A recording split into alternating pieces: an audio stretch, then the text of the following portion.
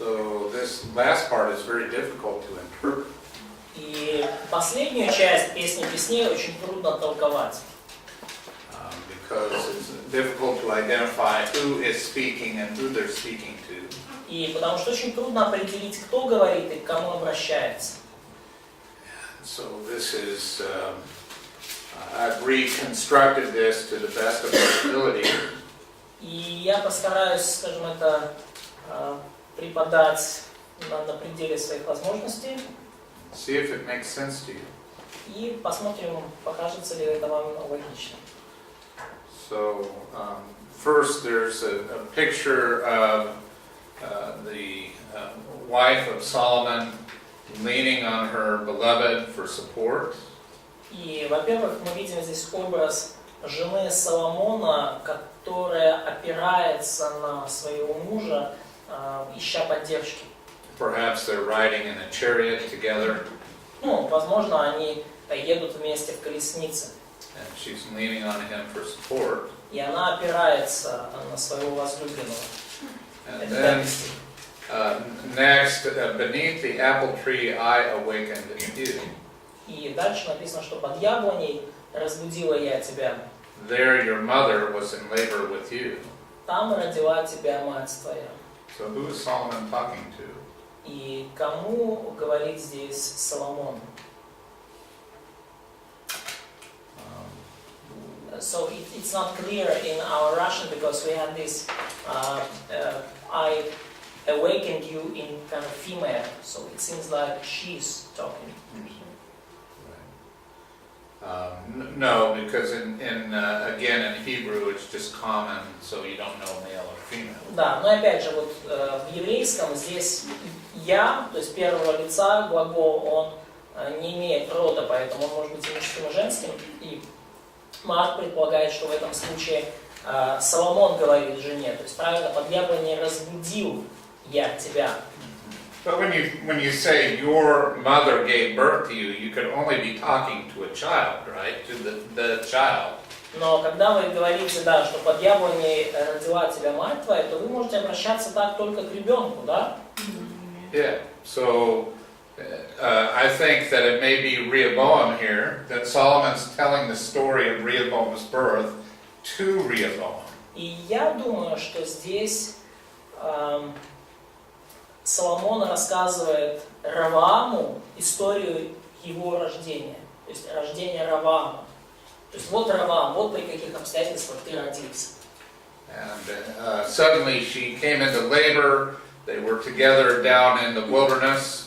И неожиданно она, ну, то есть у нее наступили схватки, она начала рожать, когда они были вместе в пустыне. And then riding in the chariot together, she's leaning on him in labor. И когда они ехали в колеснице, она держалась за него, и у нее наступили родовые схватки, она начала рожать. And they have to stop and come under the shade of an apple tree where she gives birth to Rehoboam. И им пришлось остановиться, и ей пришлось прилечь под яблоней, и там она родила Раваама. So Rehoboam is old enough to understand this. То есть, Раваам уже достаточно взрослый, чтобы это понимать. Perhaps he's 5 or 10 or 15 years old. We don't know, but he's old enough to understand. То есть ему уже лет 5, 10, 15, то есть он уже достаточно взрослый, чтобы понимать такие вещи. So the mother isn't telling this story, the father is. То есть мама не рассказывает ему эту историю, ему эту историю рассказывает папа. The mother isn't here. И мамы здесь не видно. And then in verses 6 and 7, Solomon stops and talks about the eternal and virtuous nature of love. И в 6 и 7 стихе Соломон останавливается и говорит о вечной природе любви и о ее добродетели. Interesting, right? Why would he say this to Rehoboam? И скажите, интересно, почему он говорит это Равааму? Put me like a seal over your heart, like a seal on your arm. Положи меня как печать на сердце твое, как перстень на руку твою. Why does he say love is strong as death? И почему он говорит, что Любовь крепка, как смерть, fierce as Sheol, люта, как преисподняя. the most intense kind of flame. То есть люта, как преисподняя ревность, и он говорит здесь о самом таком, самом сильном роде огня. And then he says, many waters cannot quench love. As though love is a flame, and no matter how much water you put on it, it can't go out. То есть она пламень весьма сильно, да, то есть эта любовь это как огонь, и неважно сколько воды вы выльете на нее, то есть большие воды все равно не смогут потушить любви. You know, if you turn the Dnieper River onto this flame of love, it still wouldn't put it out. Да, если вы всю воду реки Днепр обратите на то, чтобы погасить любовь, вы все равно ее не погасите. And then he says something really great. Далее он говорит нечто совершенно потрясающее, великолепное. He says you can't buy love. Он говорит, что вы не можете купить любовь. It's free or it doesn't exist at all. Она дается бесплатно или она вообще не существует.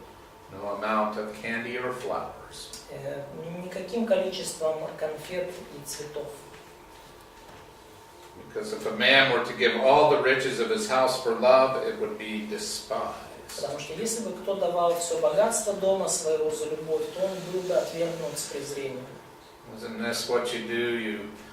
In prostitution, when you try to purchase the physical love of a woman. И вот что, например, да, люди делают, и, ну, что происходит при проституции, да, то есть мужчина покупает у женщины физическую любовь. If you make it into a purchase, then it's just something that is despised. И если вы выставляете любовь на продажу, то это нечто, что будет отвергнуто с презрением, нечто, что будет презираемо. So in verse 8 we have something that we're going to work on translation a little bit here. И в 8 стихе у нас есть место, где нам нужно поработать с переводом немножко. Okay, because there is a literal Hebrew, and maybe we'll put it up here on the board, but I want you to see it in the Hebrew. Потому что тут надо поработать с буквальным еврейским, и вам это надо увидеть. Please. А можно еще в 5 стихе? Кто говорит? One more question. Who is speaking in verse 5? Соломон. Oh, I think Solomon is. Да, он говорит Соломон. He's telling the story to his child of how his child was born. Он рассказывает своему сыну Раваму историю его рождения, историю рождения Равама. Я разбудила тебя там. Я же говорил, и Ну я уточнить, я же сказал. да, мы уже об этом говорили, что я здесь, оно не имеет рода. И род, то есть скорее всего речь идет именно о, то есть там мужской род, то есть Соломон говорит, по сути, я разбудил. Яблоня разбудил я тебя. Можна було шостого вірша? Да. Ну просто є пісня на 6-й і половину 7-го вірша, де описується наче любов Христа до нас, що він, його сильна любов, і він відповідає. Ну це правильно? So, there is a song, украинская песня? Англійська і українська. There is a Ukrainian and also English song, and maybe a lot of them, which based on verse 8:6 and part of verse 7, and which speaks about love of Christ to us. Okay. But the basic of lyrics is these words. Is it correct to use this as an illustration? So people,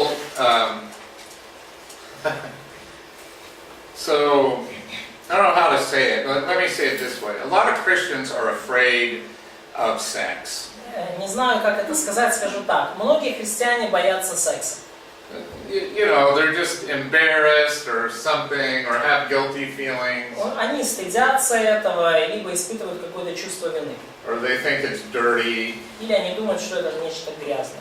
And so they try to make something different out of the Song of Solomon. И они пытаются из песни песней сделать нечто другое, чем она не является. So, you know, they try to make something like, is this about the love of Christ for His church? И они пытаются на это посмотреть, как на, это о том, как Иисус любит свою церковь. Okay? And I think it's okay to compare that. И я думаю, нет проблем с тем, чтобы сравнивать эти вещи.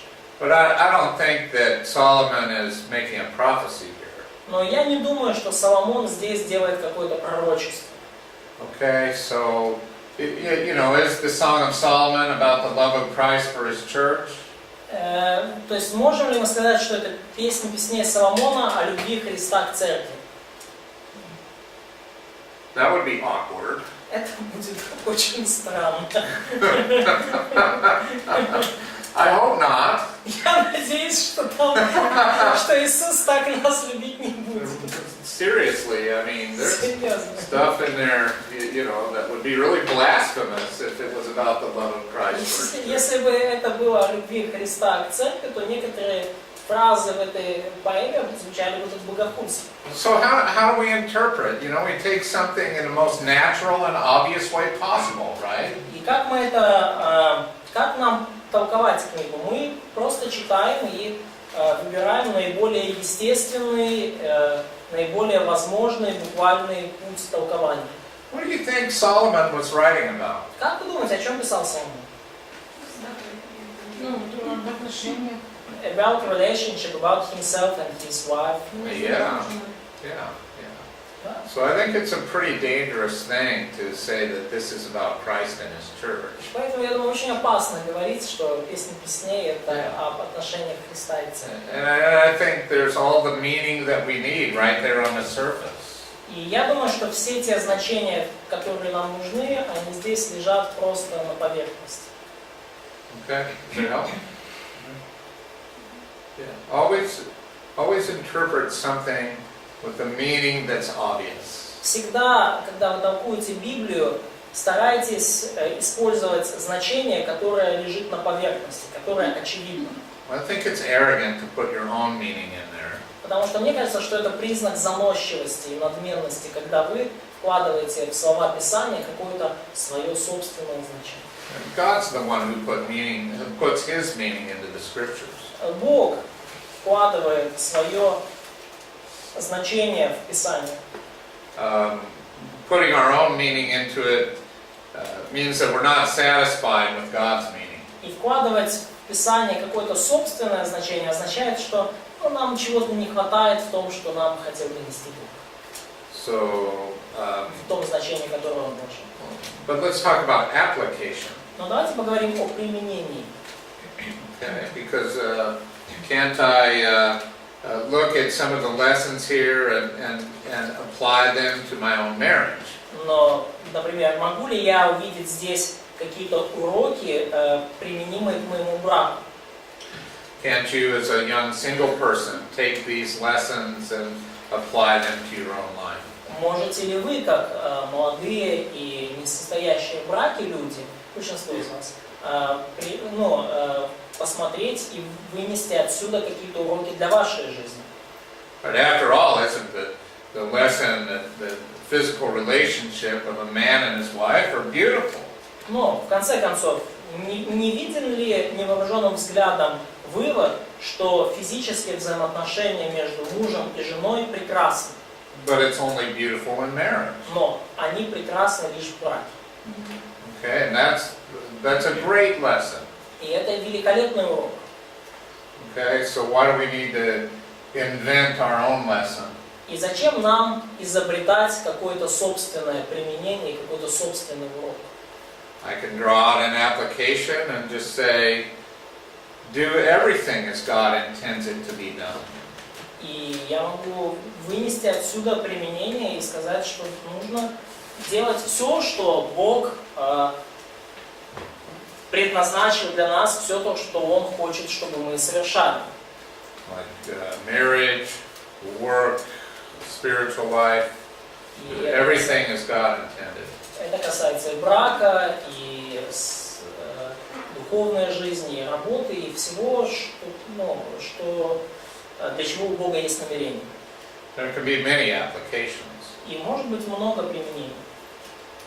So does that help? Is that, Помогает ли это вам? yeah. Yeah, what do you think? Do you think that this is about Christ and the church? Что вы думаете? Вы думаете, что это о Христе и Церкви здесь? How could it be? You Как know, может так that'd be быть? really hard to read. You have to look really hard to see that there. Ну, очень трудно это здесь увидеть, и очень трудно здесь это вычитать. And then you might see some inappropriate things that make bad applications. И потом вы можете еще увидеть какие-то, скажем, вообще неприемлемые с первого взгляда вещи, Right, и сделать дурное, неправильное if you применение. go too far. Если вы зайдете слишком далеко в подобном толковании. Now, is the church the bride of Christ? Но, опять же, является ли церковь невестой Христовой? Sure. Да, Yeah. конечно. Okay. Is the church the flock of Christ, the chief shepherd? Является ли церковь стадом Христовым, которое он пасет? Чьим пастырем он является? Sure. Да, конечно. Are there brides and sheep in Song of Solomon? Есть ли невесты, невеста и овечки в Песне Песней? Sure. Да, есть. Yeah, but that doesn't mean we should interpret it that way. Но это не означает, что нам Right. нужно толковать это именно в таком ключе. Yeah. So, Итак, back to our text. возвращаемся к тексту. All right. This is kind of tricky. И вот здесь вот есть хитрость в 8 стихе. It says to us is a little sister. И говорится, что вот у нас есть сестра, маленькая Akoth сестра. lanu katana. Akoth lanu katana right here. So this is our little sister. Вот это наша Good so far? маленькая сестра. Hebrew Да? students? Yes? Да, эксперты в еврейском, да? Okay. And then it says, in this sentence, it says, И в этом предложении здесь сказано. let's start with an here. There are no. То есть нету, да? Uh-huh. There are no breasts Нету груди for her. для нее. And a lot of people think she's young and not grown up yet, and she hasn't grown into a woman's body. И некоторые люди толкуют это так, что I она think еще маленькая, то есть у нее еще не появилась грудь, то есть она еще не приобрела женские формы. okay, but I disagree. Но я не согласен с таким. So maybe she don't have to be filled with milk. How about this? А как насчет этого? She has no mother. Что у нее нет мамы. Mm-hmm. Yeah, that's what I think it's saying. И я думаю, что именно об этом здесь говорится, что нету груди, которая бы ее кормила. Go back up to 6 and 7 for a moment, И вернитесь назад к 6-7 главе на секундочку. where it's talking about love being stronger than death, like saying, even death cannot separate my love from her. И когда говорится, что любовь крепка как смерть, то есть даже смерть не может отделить от меня мою любовь. And my love can't be quenched by many waters. И 6-7 стих, и 7 стих, любовь, большие воды не могут потушить любви. And it can't be purchased. И ее невозможно купить. And then it says that there are no breasts for our little sister, so there's two older siblings. И он дальше говорит, что нету груди для нашей маленькой сестры, то есть маленькие брат и сестра, да, близняшки. Right. And then it asks the question, what shall we do for our sister on the day when she is spoken for? И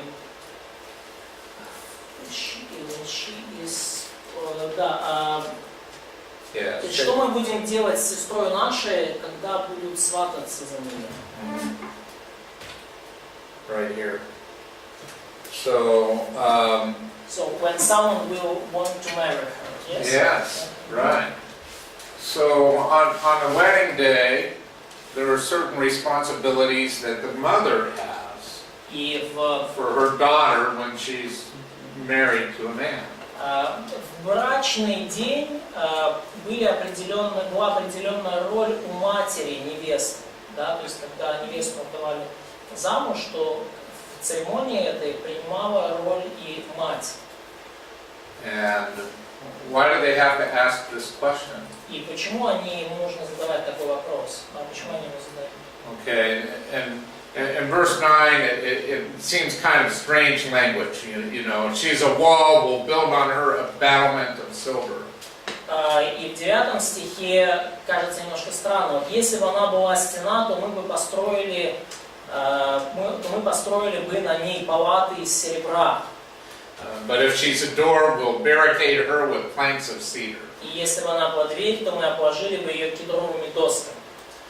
Okay, so this will seem kind of funny to us. И это нам покажется немножко, забавным, верно? Okay, if she's a wall, meaning that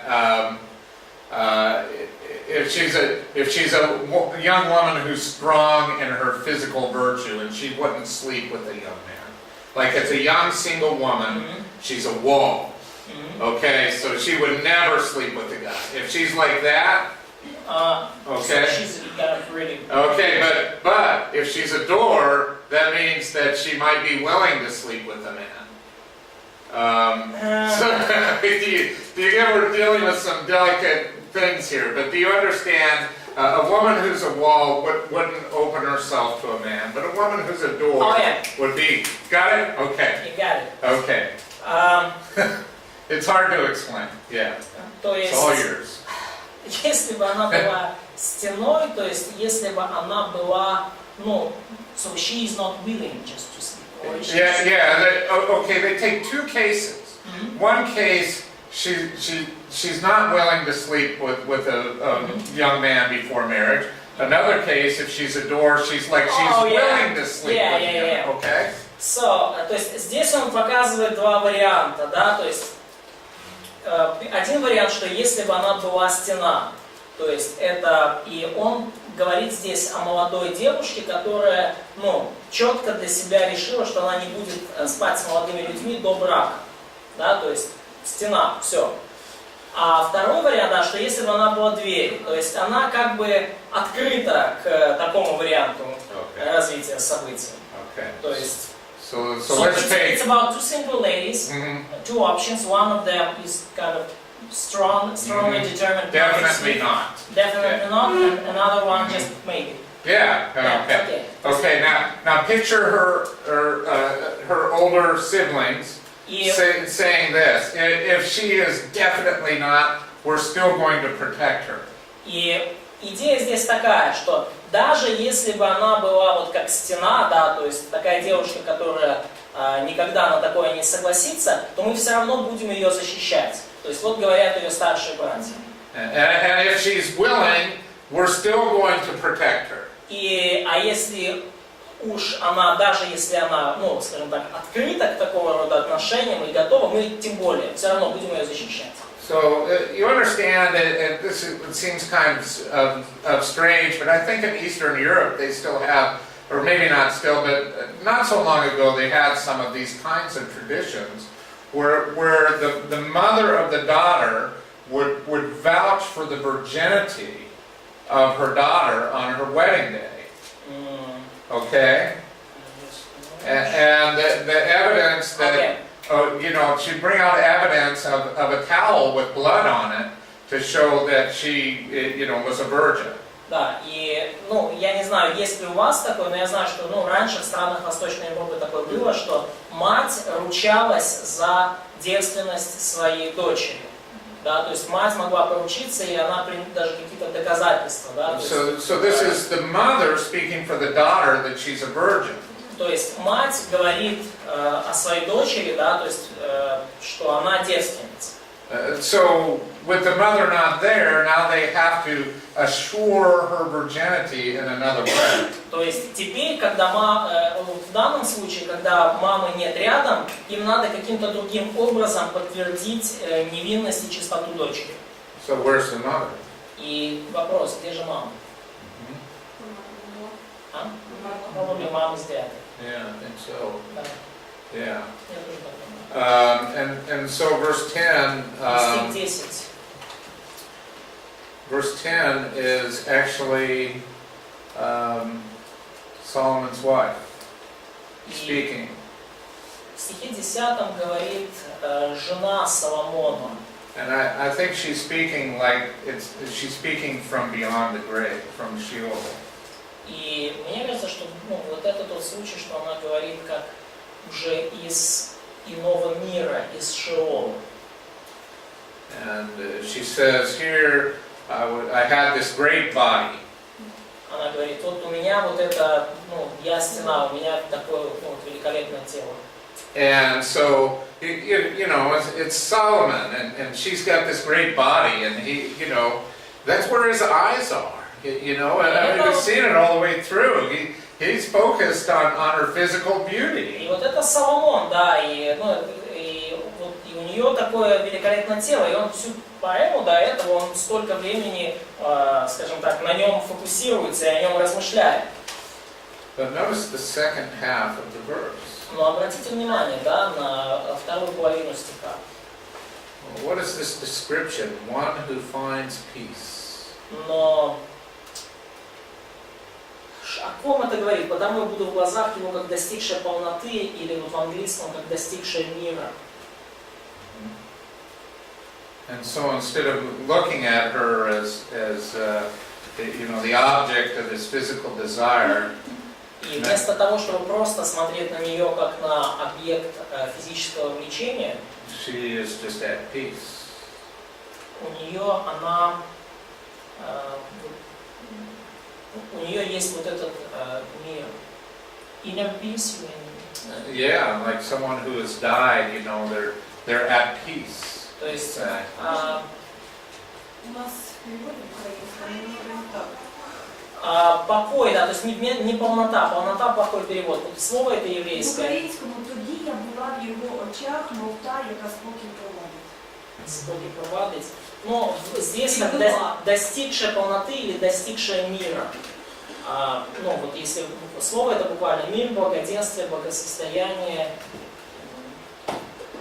То есть та идея, которую Марк пытается донести, да, что он в данный момент, то есть, как бы она говорит из Шеола, да, из иного мира. И то есть, да, то есть изначально она говорит как бы о теле, да, и Соломон это записывает, но потом она говорит, что я в глазах его как достигшая покоя, да, то есть и здесь речь именно о том, что она уже, упокоилась, как мы говорим, в мире ином. Okay. So I think he looked at her. You know, first she is this, you know, this beautiful woman who is the object of his desire, то есть but он смотрит на нее с одной стороны, конечно, как на прекрасную женщину и объект его желаний, then she finds peace. но далее она находит мир. She is expressing this. I was like this, and then I became like this. То есть она выражает это. Я была как вот первая часть стиха, да, как стена, как вот, и потом я стала как вторая часть стиха. Я обрела мир. Okay, so Там написано, что я стала, просто у нас была как та, которая мир приносит. So is the word became in his eyes? Because so is it in his eyes. became? Yes, достигшая. Here it is, right here. So Right. because in the Ukrainian translation it kind I was in his eyes, I was like someone who bringing this. Oh no, Нет, no. украинский перевод. Yeah, it's just kaya. Да, здесь So kaya to become or to be. кая, вот этот глагол, да, стать или быть. То есть обрести, да, достичь в этом смысле русский лучше. Bo would be, or ba would be to bring. И другой вот этот глагол ба, да, будет принести. Hebrew word ba. Еврейское слово ба будет, приносить Вот что-то. это I became, это я стала. Или то, что у нас как я достигшая. В Да, английском это Ну, стала, да, я Yeah, she is saying. Она говорит. She's the Здесь она говорит, здесь ответ, ну, Yeah. то есть здесь не принесла мира, здесь достигла мира и покоя. Споки пробавить. Я говорю именно о Библии. Да, Просто Библия звучит так, старше. что это было, вот, знаешь, как звучит у нас, что вот я как стена была, я была верна тебе, и хоть у меня вот такое тело, но я для тебя была верной. Ну, если вот сравнение What с is the trouble? сестрой, что It's okay, we'll explain. Yeah, we'll work on я it. сохранила как бы себя. So, in Ukrainian it sounds like, even if I had such a great body, I was a war and I saved myself, so I gave you the peace. No. Нет, No, not in Hebrew. It definitely doesn't say that. это in не Hebrew. вообще не о том. Yeah. Yeah, this is the bride speaking. И эта невеста говорит здесь. And говорит. she talked about how he changed from looking at her in one way and looked at her in a new way. И она описывает то, как он изменил взгляд свой на нее. То есть, глядя на нее сначала глазами влечения и вожделения, и Right. сейчас он смотрит на нее как на обретшую покой. And so he watched her die. То есть он наблюдает, он видел, как она умирала. So verses 11 and 12 И стихи 11 и 12 talk about the purchase of a vineyard. говорят о продаже виноградника. And so Solomon, he had this vineyard at Baal Hamon. И вот у Соломона был виноградник в Ваал-Гамоне, He puts it in the trust of caretakers. и он доверил его сторожам. Yeah, he didn't care for it directly, but other people cultivated it and cared for it. Он не заботился о нем лично, а другие люди заботились и выращивали его. And so they were to bring him the fruit of this vineyard. И им было поручено приносить ему плоды этого виноградника. And there's an offer of this vineyard and to give him 1,000 shekels. They offered directly to Solomon. И было определенное, скажем так, приношение за вот этот виноградник. Ему за плоды должны были приносить 1000 шекелей, 1000 серебряных. So it's talking about a vineyard that Solomon has purchased and put into the care of others. То есть, речь идет о винограднике, который Соломон выкупил и поручил другим. And then verse 13 is Solomon speaking. И в стихе 12 говорит Соломон. And he is addressing those who, or one person who is sitting in the garden. И он обращается к одному человеку, который сидит в винограднике. Okay, do you see this? Verse What is the Hebrew students? What's the gender of the ending here? in Verse 13, yes? Yes. В 13 стихе. Какой род здесь? Hayoshabeth. Аешадас. What's the gender of the ending? Женский. Female. Род. Female, feminine. Да, род. So he's addressing someone who is feminine, И он обращается к кому-то женского рода. and it's someone who lives in the garden, И он обращается к кому-то, кто живет who в resides саду. there. This Yashab То есть он здесь как цитирует, да, то есть describes a permanent dwelling place. и здесь говорится о постоянном месте жительства, да, жительнице садов. My companions are hearing or listening for your voice. Товарищи внимают голосу твоему, дай мне послушать его. And the last thing he says is, let me hear. И последнее, что он говорит, дай мне послушать его. He longs for the voice of his beloved who is buried in the vineyard. И он скучает, он хочет снова услышать голос своей Who lies there in repose and peace.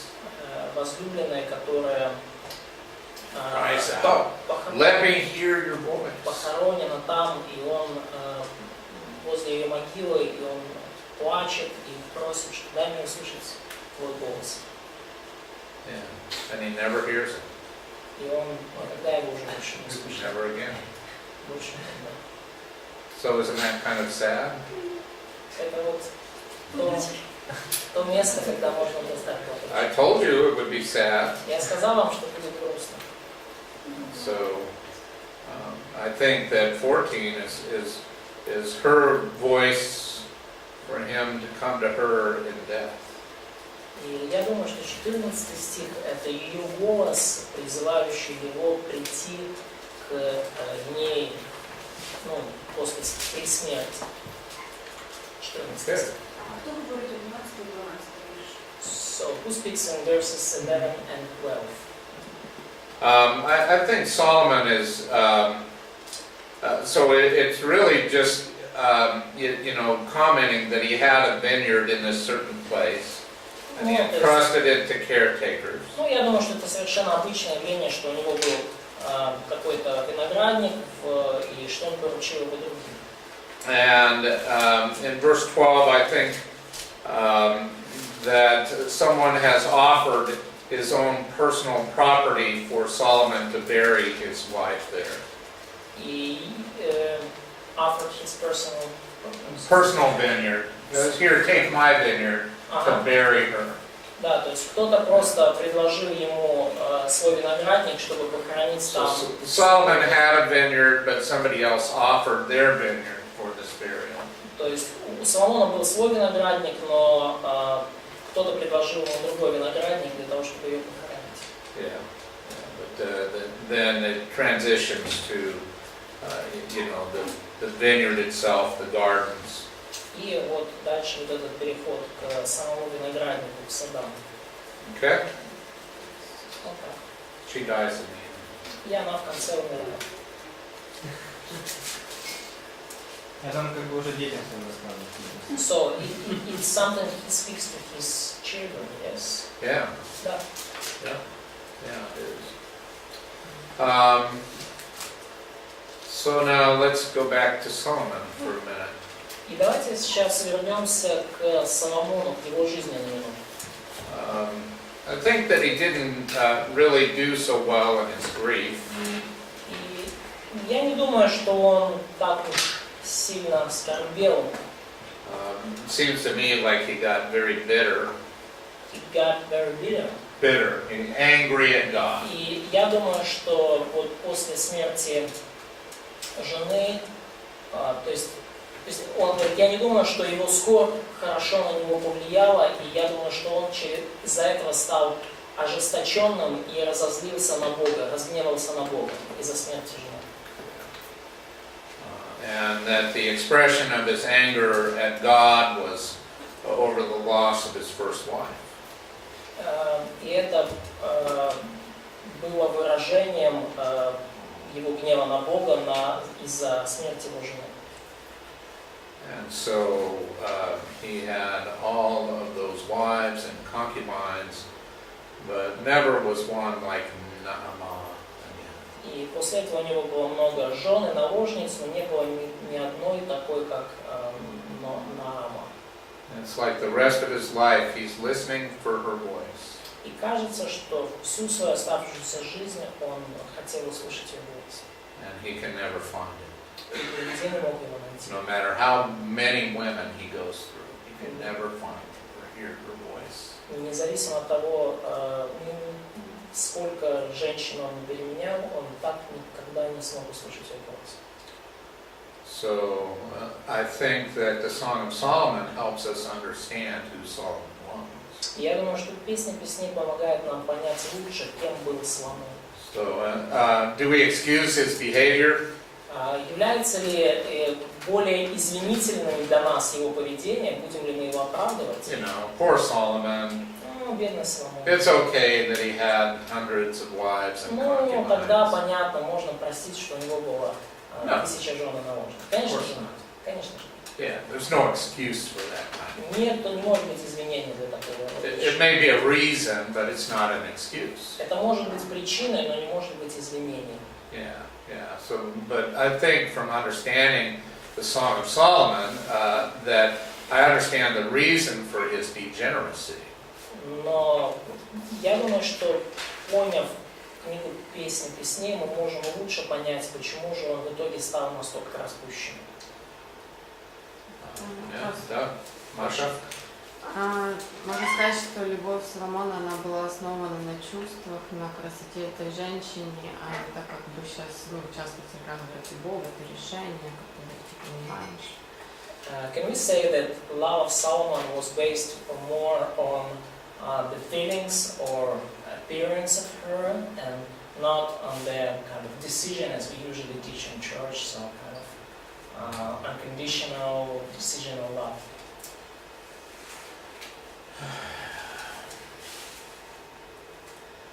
I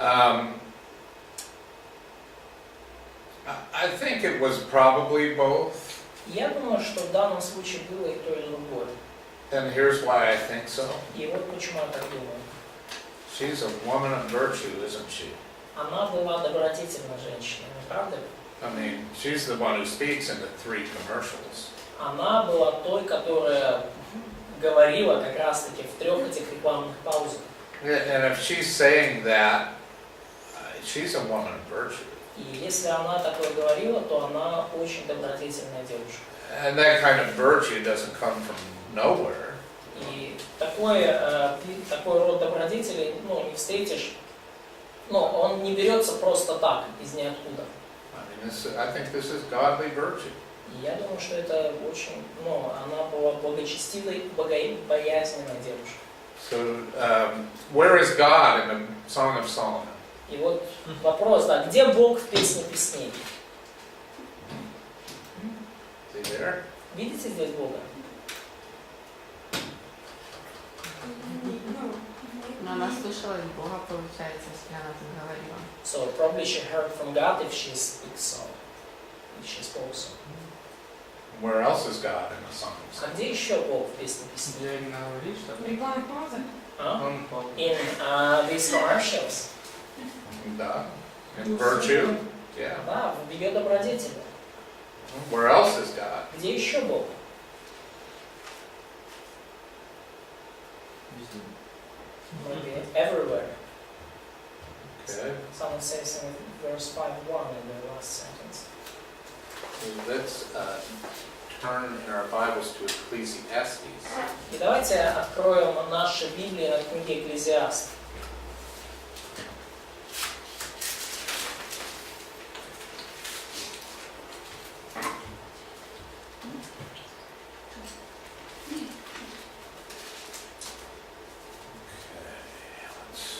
Go to Ecclesiastes 3:11.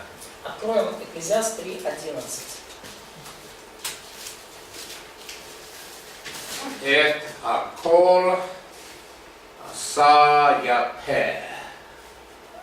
He has made everything appropriate, yes? Not appropriate. Beautiful. Okay. Все соделал он прекрасным в свое время.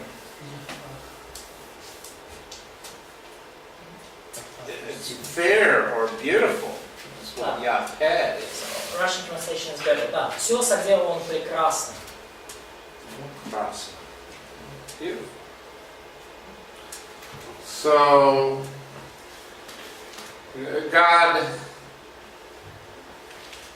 and by the way, let's go right here. Can you see this and translate this part? Fair or beautiful as the attribute of a woman. И вот это прекрасно, да, вот одно из значений здесь, это как прекрасное, как атрибут женской красоты. Okay, 2 Samuel 13:1. Absalom, the son of David, had a lovely sister. Beautiful, Yapeh. Beautiful sister. Да, значит, 2 Царств 13:1. У Авесолома, сына Давида, была сестра красивая, да, по имени Фамарий. Красивая. Да, то есть это вот именно как обозначение, это слово использовано для женской красоты. 1 Kings 1:3. 3 Царств 1:3.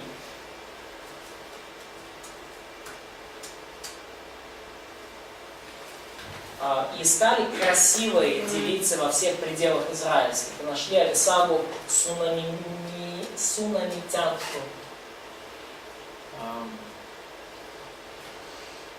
Can a beautiful woman be evidence that God exists?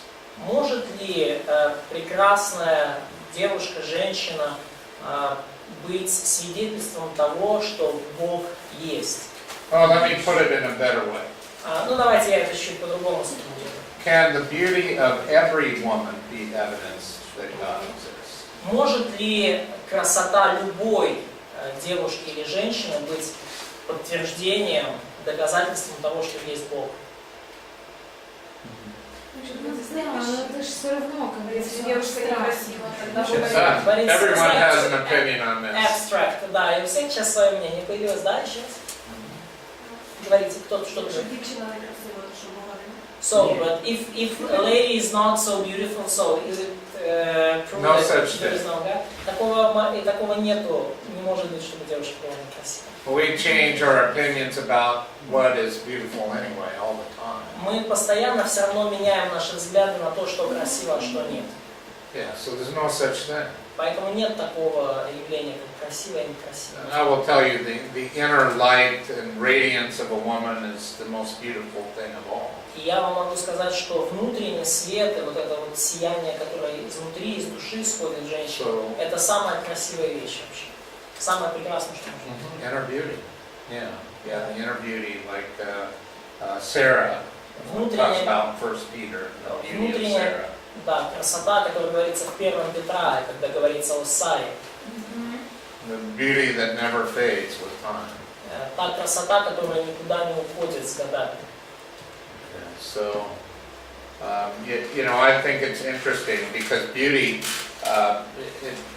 it works in our heart and makes us long for God, the author of beauty.